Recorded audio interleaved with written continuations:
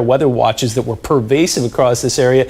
Taking a look here, I've got some news to share with you. We are about to get warm again. In fact, I've got a watch to tell you about. Just went into effect today. Excessive heat watch. You'll see the numbers in a couple of days here and you'll understand why. Neighborhood weather right now, we are still in the triple digits despite the fact that we've crossed 11 o'clock. We've had some lovely wind coming in from the northwest, about 16 to 20. That'll mellow out tonight, and humidity's still high, sitting about 28%. Next 3 days brought to you by Comfort Air. Yeah, this is why we've got an excessive heat watch in place. Looks like that'll peak on Wednesday, but as I mentioned, give it a couple days, it's going to get good. We're going to get rid of the humidity and take these numbers down to an acceptable level. I'll tell you what it is coming up.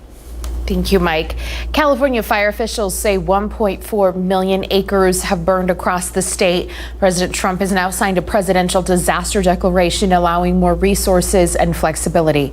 California is getting help from fire crews from 7 different states. There are currently 3 major wildfires burning in the Bay Area that together span about 800,000 acres. You can see all the details of those massive fires on your screen. And take a look at this. It's a video of one of those fires burning in Northern California, the LNU fire crossing a road. You can see the flames dangerously close to the 2-lane highway.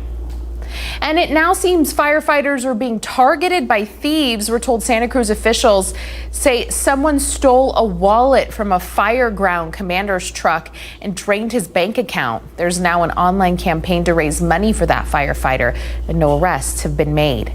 CAL FIRE Riverside County Fire Department has a new fire chief, Bill Weiser. He will lead over 1,300 employees in the 2nd largest geographical area in the state. He's one of 21 unit chiefs from the state, plus the county chief in charge of 21 contract cities and unincorporated areas.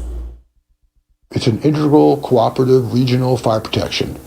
It's probably one of the greatest plans in the nation for firefighting, how we take different communities' resource needs and put them together and to make one really strong fire department.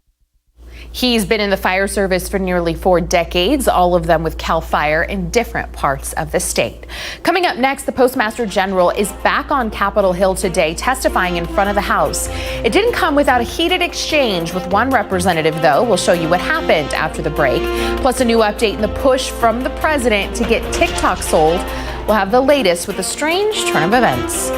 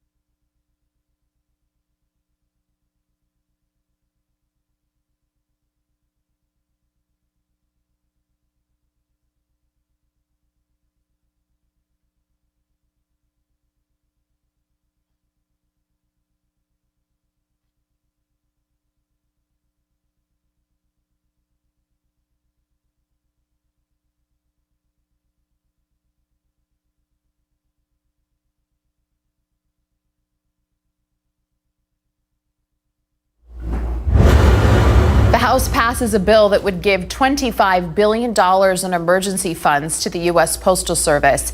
It came on a rare Saturday session. The bill also reverses recent operational changes, as delays have made many Americans nervous about getting election ballots in on time. Postmaster General Louis DeJoy testifies before House Oversight Committee members. Things quickly became contentious today, with committee members questioning policy changes they say have caused critical delays.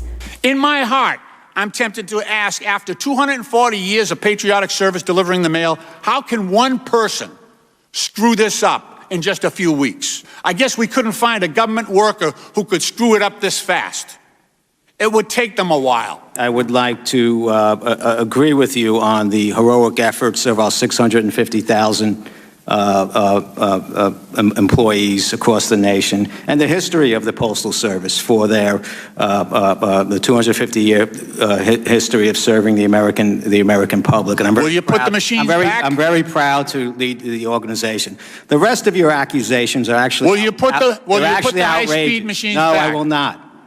You will not. Will not. You will not. Well, there you go. The bill the House passed would reverse many of these changes, but it's unlikely to pass the Senate, and it's unlikely to be signed by the president. The Republican National Convention, night one, is in the books. President Trump is now officially renominated. Alice Barr has the details now from Washington. Welcome. On night one of the Republican National Convention, a parade of speakers both celebrating and defending the record of President Trump. One leader took decisive action to save lives. The pandemic taking center stage as the president honored frontline workers. You represent an incredible group of people. The convention speakers downplaying the country's stunning death toll, more than 177,000 lives lost, and millions of Americans still unemployed.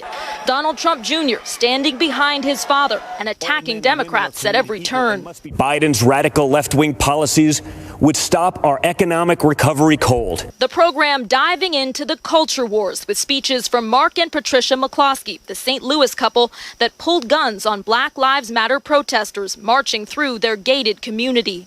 What you saw happen to us could just as easily happen to any of you who are watching from quiet neighborhoods around our country. The president's personal friend, football great Herschel Walker, coming to his defense. It hurt my soul to hear the terrible names that people call Donald. The worst one is racist. Senator Tim Scott making the case that President Trump is the best choice for the black community. So when it comes to what Joe Biden says he'll do, look at his actions. Look at his policies. Look at what he already did and what he didn't do. The president and his party setting the tone for this convention and for what they hope will be 4 more years in the White House. In Washington, Alice Barr, NBC News. White House counselor Kellyanne Conway has announced she will leave the Trump administration at the end of the month. In a statement, she says she needs to focus more on her family and specifically her kids. She also says this was her choice and she will announce her future plans soon. We have plenty new still ahead. Plus, Mike has a look at our forecast. That's what we're all looking forward to, Mike.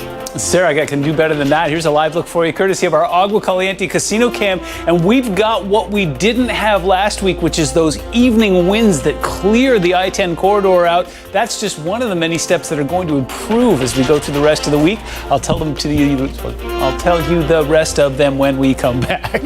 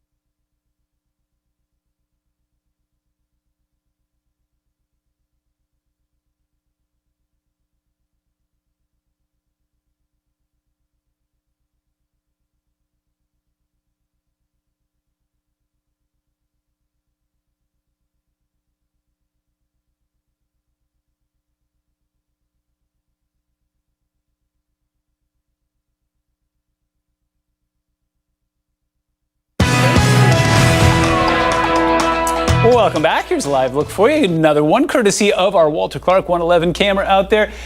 Well, there's some pixelation going on. Look, there's also some stars. That's something we didn't see a whole lot of last week either.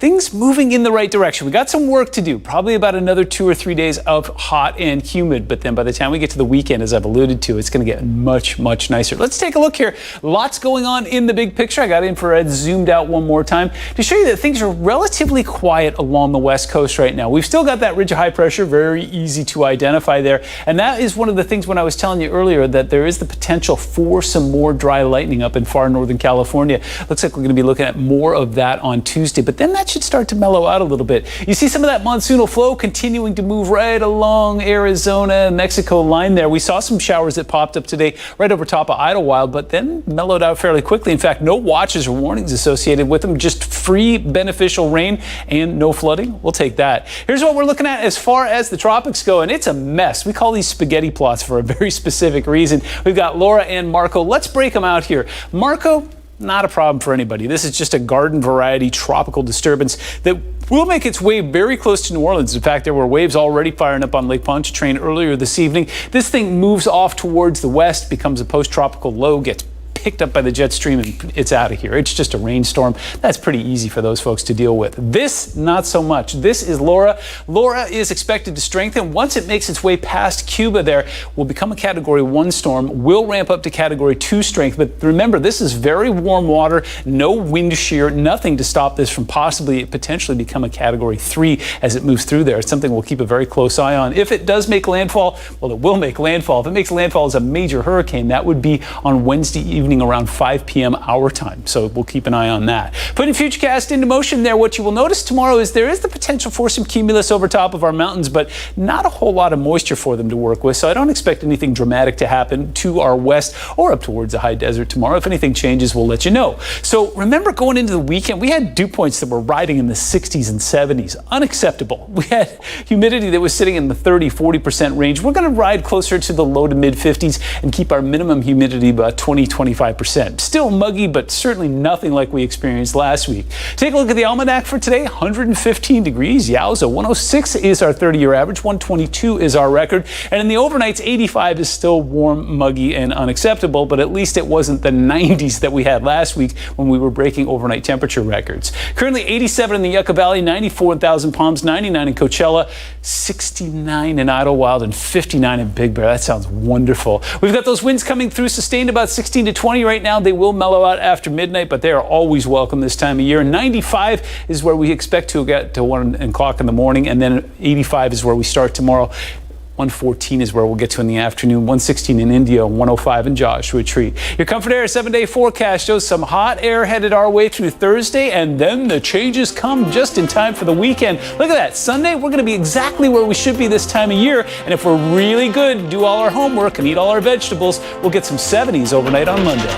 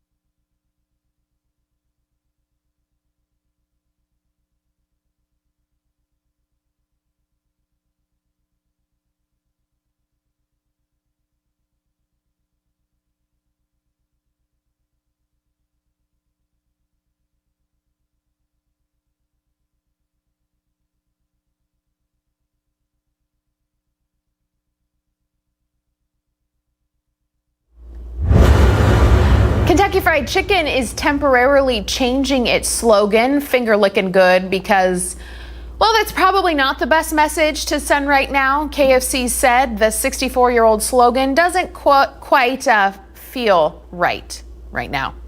Zoom is back up and running after a brief outage this morning. This affected just about anyone trying to conduct personal or professional business. So there were no meetings, no webinars, and in some cases couldn't even attend class. Right now it's unclear what caused the problem.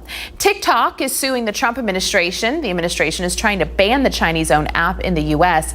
TikTok says the administration didn't give it a fair chance to defend itself over allegations it poses a national security risk. An executive order from the president gives TikTok until September 20th to address any concerns, and if it doesn't, the app will be banned. Reports say Apple has issued a rare apology to WordPress after Apple threatened to remove the app from rules violations, that is.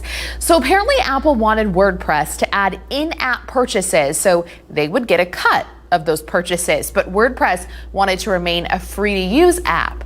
Apple typically takes 30% of all revenue from all apps. We'll be right back with Check of Sports, so stay with us.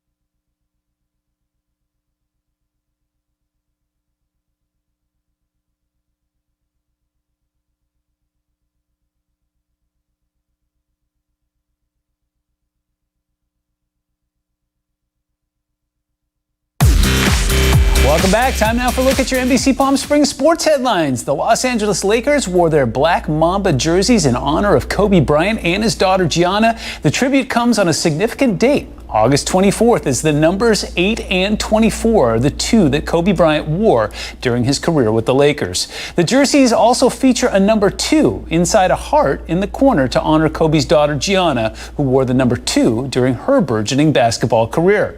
Another tribute that will also be given on this day, the street outside of the Staples Center will be renamed from Figueroa Street to Kobe Bryant Boulevard. Nice. The NFL says 77 positive coronavirus tests announced over the weekend are all false positive results. The league has cleared all those involved to resume activities today. The false positive tests affected 11 teams and were all linked to one lab. BioReference, the company hired by the NFL to process their COVID-19 tests, said in a statement Monday that one of its labs in New Jersey had isolated contamination during test preparation. Now to other NFL news, where the start of the season is just over 2 weeks away. The Chiefs welcomed 2,000 fans to Arrowhead Stadium over the weekend to watch a training camp practice. But unlike the last time fans graced Arrowhead, they saw coronavirus-related changes. Masks were required, seating was socially distanced, and cash was not allowed for purchases. The team plans to allow 22% of the stadium's capacity for the start of the season. The Chiefs host the Texans on Thursday, September 10th to kick off the season. And guess what? It's going to be right here on NBC Palm Springs. Philadelphia 76ers have fired head coach Brett Brown this after the Sixers were swept by the Celtics in the first round of the playoffs. Brown posted a 221-344 record. Yep, that'll get you fired. During his 7 seasons with the Sixers, including 3 straight playoff appearances. He issued a statement on Twitter thanking the organization. Brown is still owed several $1 million on the remainder of his contract, thus the thanks. The preseason AP Top 25 poll for college football is out, and once again, Clemson sits atop the pile. This is the second year in a row the Tigers have been number 1 in the poll heading into the season. However, the list also includes 9 schools from either the Big Ten or Pac-12 who aren't going to play this fall. So Ohio State, Alabama, Georgia, and Oklahoma State round out the top 5. That's going to do it for sports. We'll be right back.